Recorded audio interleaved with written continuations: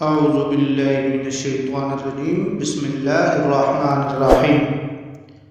ہارون الرشید کی چہیتی بیوی ملکہ زبیدہ اپنے شاندار محل کی کھڑکی سے باہر کا نظارہ کر رہی تھی کہ اس نے بہلول کو نہر کے کنارے بیٹھے ہوئے دیکھا۔ وہ بچوں کی طرح ریت سے کھیل رہا تھا، کبھی وہ اس کی چھوٹی چھوٹی ڈھیریاں بناتا، کبھی انہیں کیاری کوئی شکل دیتا، کبھی ان کروندوں میں کھڑکیاں اور دروازے بناتا۔ اسی طرح زبیدہ کچھ دیر اس کا یہ کھیل دلچسپی سے دیکھتی رہی، پھر اپنی چند کنیزوں کے ساتھ باہر آئی اور بہلول کے پاس آن کھڑی ہوئی اور اسے متوجہ کیا۔ بہلول، یہ کیا کر رہے ہو؟ بہلول نے سر اٹھا کر دیکھا۔ یہ میں جنت کے محل بنا رہا ہوں۔ اتنا کہہ کر وہ پھر اپنے کام میں مصروف ہو گیا۔ اچھا، زبیدہ نے مصنوعی حیرت سے کہا، پھر کچھ سوچ کر بولی، بہلول، تم بہشت کی یہ محل بیچتے بھی ہو؟ ہاں، بیچتا ہوں، بہلول نے جواب دیا۔ کتنے دینار میں؟ زبیدہ نے مزاحاً پوچھا۔ صرف 100 دینار میں، بہلول نے بتایا۔ زبیدہ نے سوچا کہ اس طرح مذاق ہی مذاق میں بہلول کی مدد بھی ہو جائے گی۔ اس نے کنیزوں کو حکم دیا کہ بہلول کو 100 دینار ادا کر دیے جائیں، اور بہلول سے بولی، بہلول، میں بھی ایک محل بہشت میں خریدنا چاہتی ہوں۔ کون سی؟ بہلول نے استفسار کیا۔ زبیدہ نے یوں ہی ریت کی ایک کیاری کی جانب اشارہ کر دیا۔ مجھے یہ محل بہت پسند ہے۔ بہلول نے رقم لے لی اور بولا، تم نے قیمت ادا کر دی ہے، ٹھہرو، میں اس کا قبالہ تمہارے نام لکھ دیتا ہوں۔ زبیدہ ہنسی، میں اس وقت جلدی میں ہوں بہلول، تم اس کا قبالہ لکھ کر محل میں لے آنا۔ وہ اتنا کہہ کر آگے بڑھ گئی۔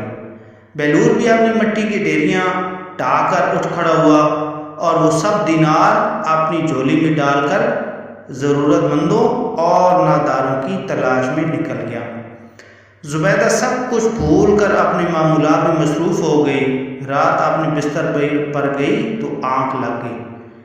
اس نے دیکھا کہ وہ ایک ایسے خوشنما باغ میں ہے جس کا تصور کرنا بھی محال ہے کہ وہ روئے زمین پر اس کی کوئی مثال ہو سکتی ہے۔ وہ حیران نظروں سے اسے دیکھتی کی دیکھتی رہ گئی۔ اس نے آہستہ آہستہ قدم اٹھائے اور ہر لحظہ حیرت میں ڈوبتی چلی گئی۔ اس کے چاروں طرف عظیم الشان محلات تھے جن کے در و دیوار میں جڑے ہوئے 7 رنگے جواہرات نگاہوں کو خیرہ کر رہے تھے۔ چمن میں بہتی ہوئی نہروں کا پانی موتیوں جیسا شفاف تھا۔ گلستان کی بہار قابل دید تھی، کلیاں چٹک رہی تھیں، پھول کھل رہے تھے، فضائیں معطر تھیں اور ہواؤں میں تازگی اور خوشگواری تھی۔ روشیں پھولوں سے بھری ہوئی تھیں اور ان کی مہک نرالی تھی۔ اتنی خوبصورت، اتنا حسن اور دلکشی یکجا دیکھ کر زبیدہ حیران ہو رہی تھی کہ کچھ غلام اور کنیزیں صفے باندھے قریب آئے، زرنگار کرسی بیٹھنے کے لیے پیش کی اور مؤدبانہ لہجے میں بولے، تشریف رکھیے۔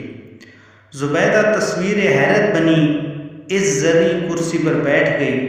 ایک کنیز آگے بڑھی اور اس نے ایک دستاویز چاندی کی تشتری میں رکھ کر زبیدہ کو پیش کی۔ زبیدہ نے کچھ متذبذب سی ہو کر دستاویز اٹھائی اور ڈرتے ڈرتے اس پر نگاہ ڈالی۔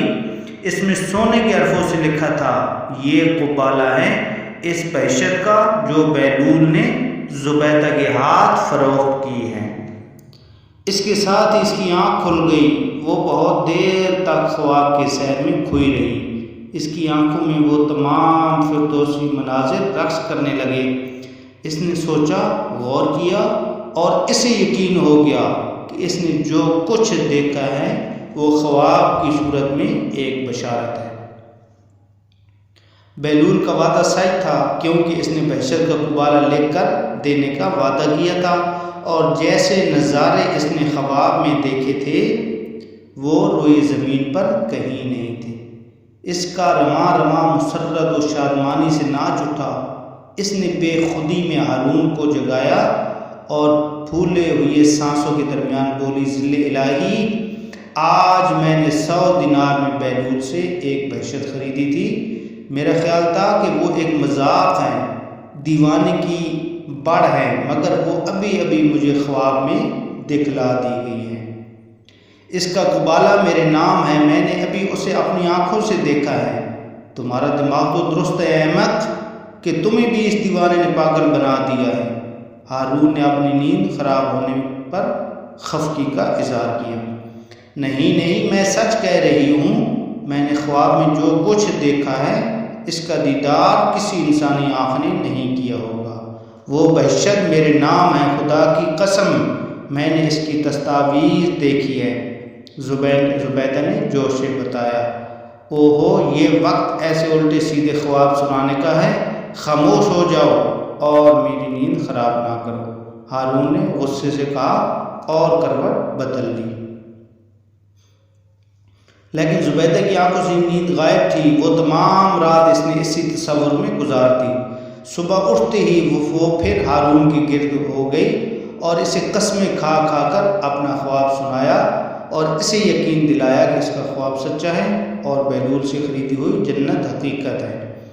ہارون نے بہلول کو بلا بھیجا۔ وہ اپنی کٹڑی میں لپٹا شہنشاہوں کی سی شان سے آیا اور مانا خیز لہجے میں ہارون سے بولا، تجھ جیسے بادشاہوں کو مجھ فقیر کی ضرورت کیوں آن پڑی ہے؟ سنا ہے تو نے بہشت بیچنے کا کاروبار شروع کر دیا ہے۔ ہارون نے مذاق اڑایا، ماں بدولت تو یہ کاروبار کب سے کر رہے ہیں؟ بہلول نے بے نیازی سے جواب دیا۔ سنا ہے تو نے ملکہ کو بھی کوئی بہشت بیچی ہے؟ ہارون نے سوال کیا۔ ہاں، بہلول نے اس بات میں سر ہلایا۔ کتنے میں؟ ہارون نے پوچھا۔ 100 دینار میں۔